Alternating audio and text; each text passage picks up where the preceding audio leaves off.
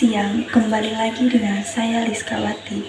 Di berita kali ini, langsung saja ke informasi pertama, yaitu menghadapi era gelap ekonomi. Resensi, sejumlah pengamat ekonomi, Bank Dunia maupun Dana Moneter Internasional atau IMF telah melibatkan potensi ke arah itu. Indikatornya, kata mereka, antara lain semakin melambatnya perekonomian di sejumlah negara maju seperti Amerika Serikat, sebagian wilayah Eropa, dan Tiongkok. Selain itu, inflasi yang bergerak cepat di sejumlah negara juga berpotensi mempererat krisis. Direktur Pelaksanaan IMF, Kristalina Geographa, menyebut roda perekonomian di wilayah Eropa melambat karena harga gas alam melonjak sebagai dampak konflik Rusia-Ukraina. Sementara itu, perlambatan ekonomi Tiongkok terjadi akibat kebijakan zero COVID.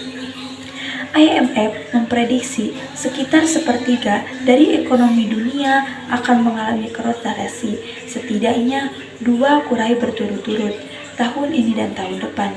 Itu artinya di depan mata dunia pun menghadapi era kegelapan ekonomi.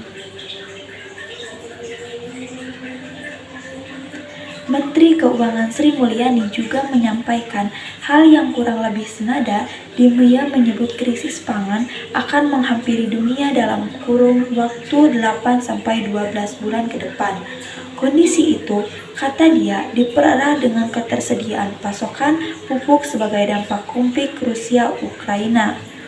Dalam menyikapi hal tersebut, Presiden Jokowi memerintahkan Lembaga Ketahanan Nasional (Lemhanas) untuk membuat kajian yang cepat tentang antisipasi yang dapat dilakukan pemerintah dalam melakukan mitigasi krisis energi, pangan, dan keuangan, baik makro maupun mikro.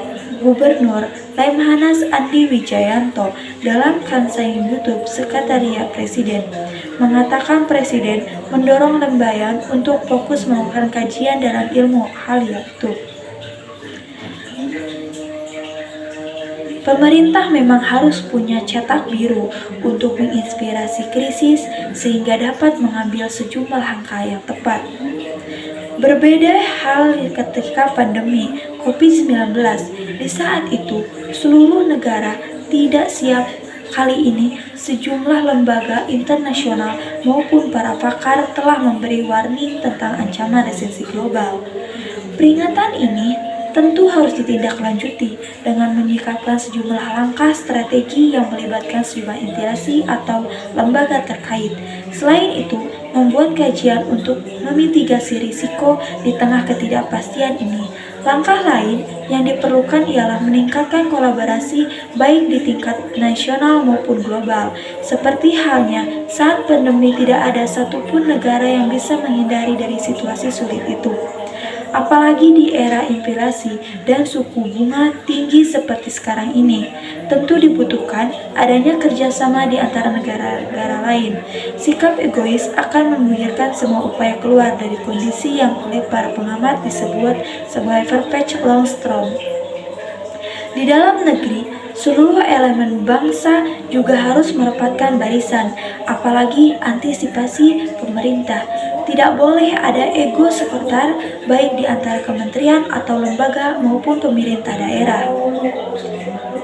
Kondusif untuk menjaga stabilitas ekonomi, terutama dengan menekan lanjuti inflasi, menjaga pasokan dan ketersediaan pasokan pangan maupun energi. Selain itu, menjaga stabilitas, langkah lain yang diperlukan ialah berhemat. Kementerian atau lembaga maupun pemerintah daerah harus mengecek ikat pinggang, kurangi anggaran untuk proyek-proyek yang tidak perlu. Lebih baik dana itu disimpan untuk membantu masyarakat bila krisis betul-betul terjadi. Sejumlah ini, Indonesia memang belum terdampak krisis. Direktur Pelaksanaan IMF bahkan menginspirasi Indonesia yang bisa meraih pertumbuhan ekonomi tinggi di tengah kondisi dunia yang berat. Indonesia, kata dia, ibarat titik terang di tengah kondisi ekonomi global yang memburuk. Namun pujian ini juga membuat kita lengah dan terlena. Kewaspadaan dan berhati-hatian perlu agar kita tidak terombang-ambing dan tenggelam dalam badai.